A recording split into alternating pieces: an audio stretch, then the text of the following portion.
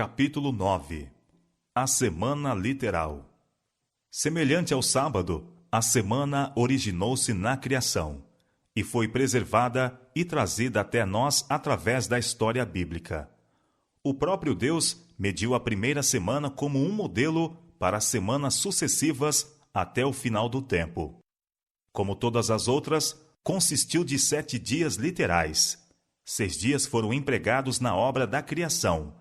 No 7º dia, Deus repousou, e então o abençoou e o separou como dia de descanso para o homem.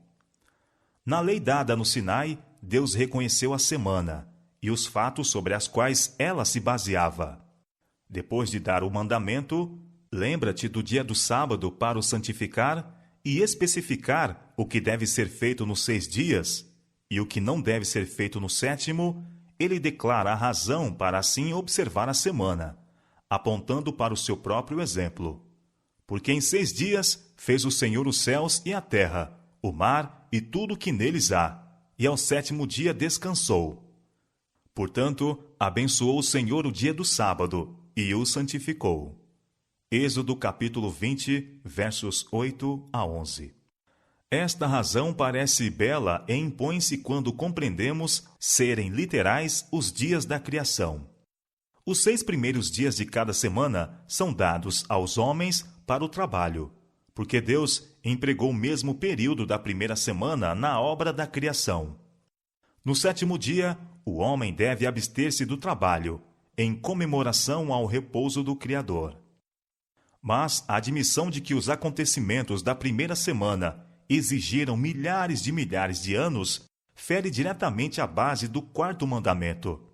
Representa o Criador a ordenar aos homens observarem a semana de dias literais em comemoração de períodos vastos, indefinidos. Isto não está conforme o seu método de tratar com suas criaturas. Torna indefinido e obscuro o que ele fizera muito claro. É a incredulidade em sua mais insidiosa forma e, portanto, mais perigosa. Seu verdadeiro caráter se acha tão disfarçado que é tal opinião mantida e ensinada por muitos que professam crer na Bíblia. Pela palavra do Senhor foram feitos os céus e todo o exército deles pelo Espírito da sua boca. Porque falou e tudo se fez, mandou e logo tudo apareceu. Salmo 33, versos 6 e 9.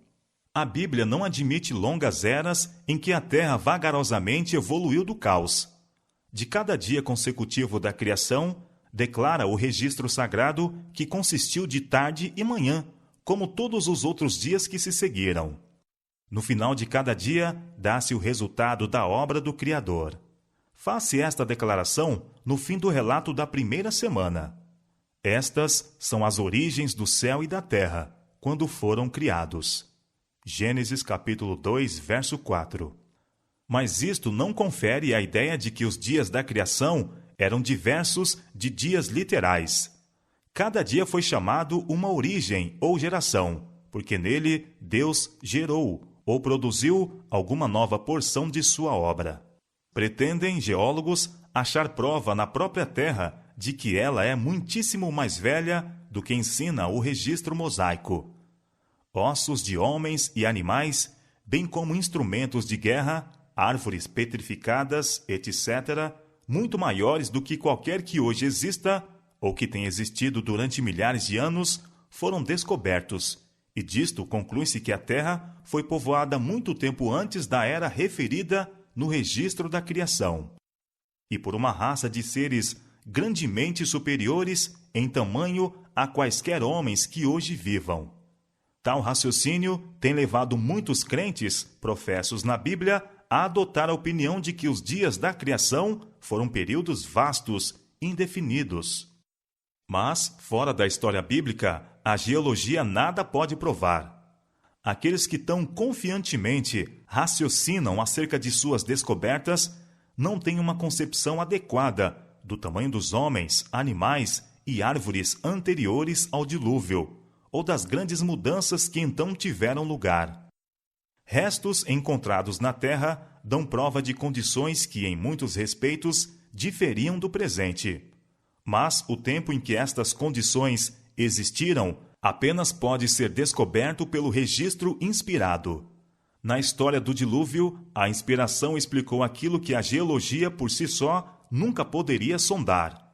Nos dias de Noé, homens, animais e árvores, muitas vezes maiores do que os que hoje existem, foram sepultados e assim conservados, como prova para gerações posteriores de que os antediluvianos pereceram por um dilúvio. Era o desígnio de Deus que a descoberta destas coisas estabelecesse fé na história inspirada. Mas os homens, com seus vãos raciocínios, caem no mesmo erro em que caiu o povo anterior ao dilúvio. As coisas que Deus lhe dera como benefício, mudam eles em maldição, fazendo delas mau uso. É um dos estratagemas de Satanás levar o povo a aceitar as fábulas do ateísmo, pois ele pode, assim, obscurecer a lei de Deus, em si mesma muito clara, e tornar audazes os homens para se rebelarem contra o governo divino. Seus esforços são especialmente dirigidos contra o quarto mandamento, porque tão claramente aponta para o Deus vivo, o Criador dos céus e da terra.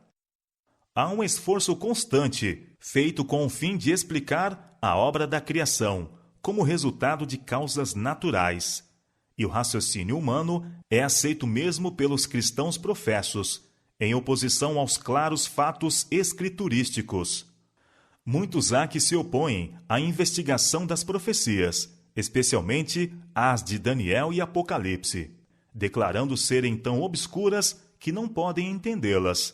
Contudo, estas mesmas pessoas recebem avidamente as suposições dos geólogos, em contradição com o registro mosaico. Mas se aquilo que Deus revelou é tão difícil de entender, quão incoerente é aceitar meras suposições com relação àquilo que ele não revelou.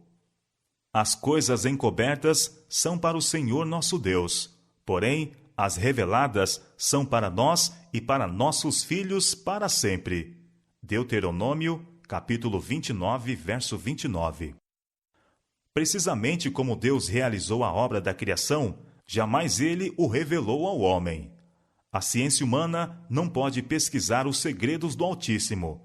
Seu poder criador é tão incompreensível como a sua existência. Deus permitiu que uma inundação de luz fosse derramada sobre o mundo, tanto na ciência como nas artes. Mas quando professos cientistas tratam estes assuntos de um ponto de vista meramente humano, chegarão certamente a conclusões errôneas.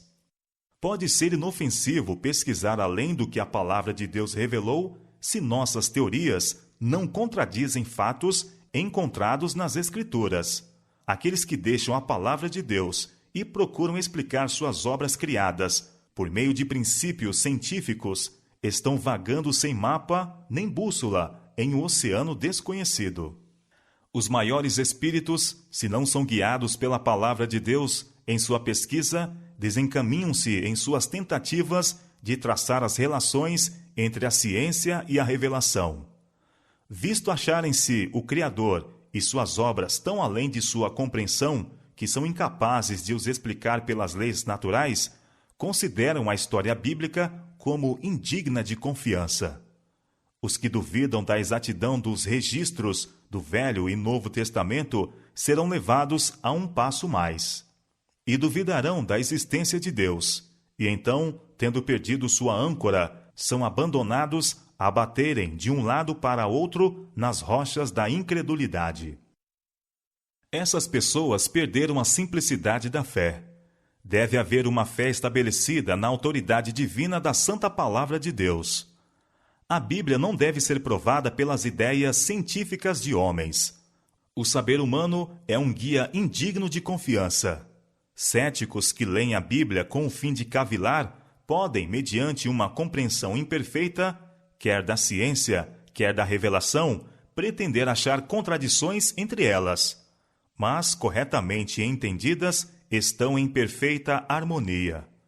Moisés escreveu sob a guia do Espírito de Deus, e uma teoria correta de geologia nunca terá pretensão de descobertas que não possam conciliar-se com suas declarações.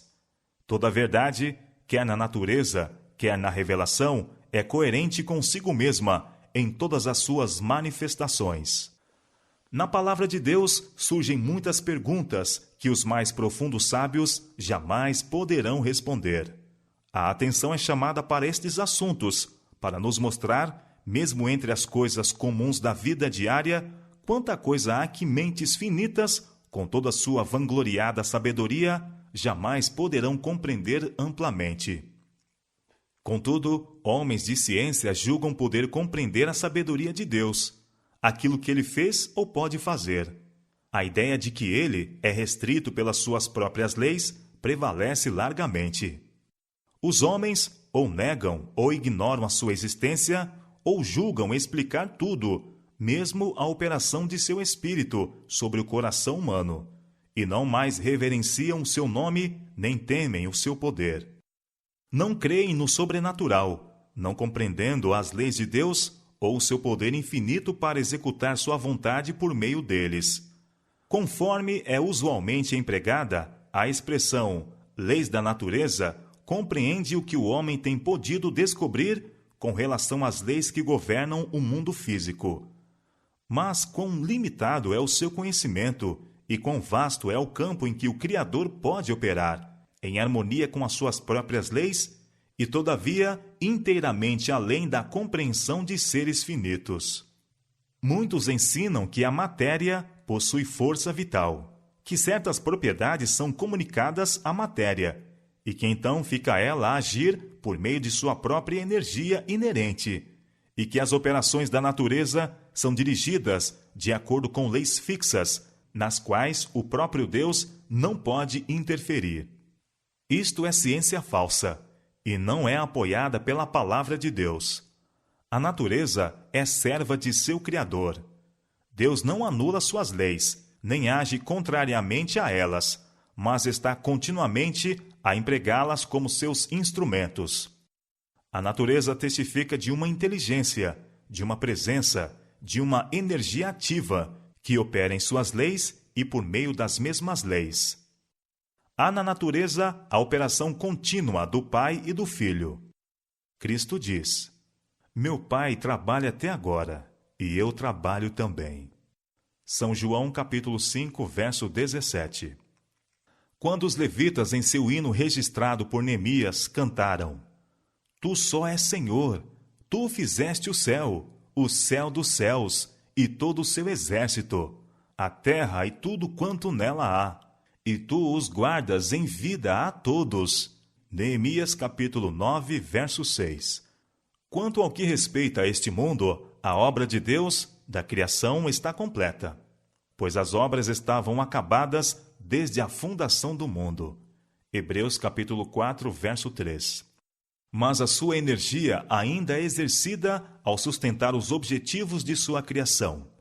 Não é porque o mecanismo, que uma vez fora posto em movimento, continue a agir por sua própria energia inerente que o pulso bate, que respiração se segue à respiração. Mas cada respiração, cada pulsar do coração, é uma prova daquele cuidado que tudo penetra, por parte daquele em quem vivemos e nos movemos e existimos. Atos capítulo 17, verso 28. Não é por causa de um poder inerente que, ano após ano, a Terra produz seus dons e continua seu movimento em redor do Sol. A mão de Deus guia os planetas e os conserva em posição na sua marcha ordenada através dos céus. Ele produz por conta o seu exército, a todas chama pelos seus nomes. Por causa da grandeza das suas forças e pela fortaleza do seu poder, nenhuma faltará. Isaías capítulo 40, verso 26. É pelo seu poder que a vegetação floresce, que as folhas aparecem e as flores desabrocham. Ele faz produzir erva sobre os montes, e por ele os vales se tornam férteis. Todos os animais da floresta buscam seu sustento de Deus, e toda criatura vivente, desde o menor inseto até o homem, depende diariamente de seu cuidado providencial. Tais são as belas palavras do salmista. Todos esperam de ti. Dando-lhe tu, eles o recolhem.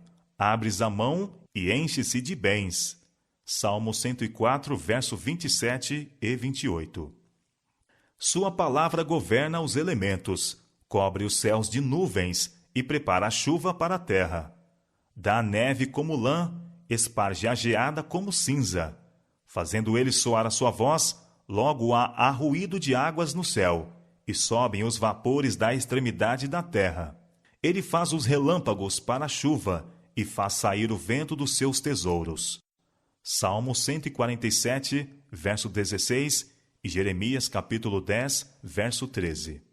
Deus é o fundamento de todas as coisas. Toda verdadeira ciência está em harmonia com suas obras. Toda verdadeira educação conduz à obediência ao seu governo. A ciência desvenda novas maravilhas à nossa vista, faz altos voos e explora novas profundidades, mas nada traz de suas pesquisas que esteja em conflito com a revelação divina. A ignorância pode procurar apoiar opiniões falsas a respeito de Deus, apelando para a ciência. Mas o livro da natureza e a palavra escrita derramam luz um sobre o outro. Somos assim levados a adorar o Criador e a depositar uma confiança inteligente em sua palavra. Nenhuma mente finita pode compreender completamente a existência, o poder, a sabedoria ou as obras do Ser infinito. Diz o escritor sagrado: porventura, alcançarás os caminhos de Deus ou chegarás à perfeição do Todo-Poderoso? Como as alturas do céu é a sua sabedoria, que poderás tu fazer? Mais profunda é ela do que o inferno, que poderás tu saber? Mais comprida é a sua medida do que a terra, e mais larga do que o mar. Jó, capítulo 11, versos 7 a 9. Os mais poderosos intelectos da terra não podem compreender a Deus. Os homens podem estar sempre a pesquisar, sempre a aprender, e ainda há, para além, o infinito. Todavia, as obras da criação testificam do poder e grandeza de Deus. Os céus manifestam a glória de Deus, e o firmamento anuncia a obra das suas mãos. Salmo capítulo 19, verso 1. Aqueles que tomam a palavra escrita como seu conselheiro encontrarão na ciência um auxílio para compreender a Deus. As suas coisas invisíveis, desde a criação do mundo, tanto o seu eterno poder como a sua divindade, se entendem e claramente se veem pelas coisas que estão criadas. Romanos capítulo 1, verso 20.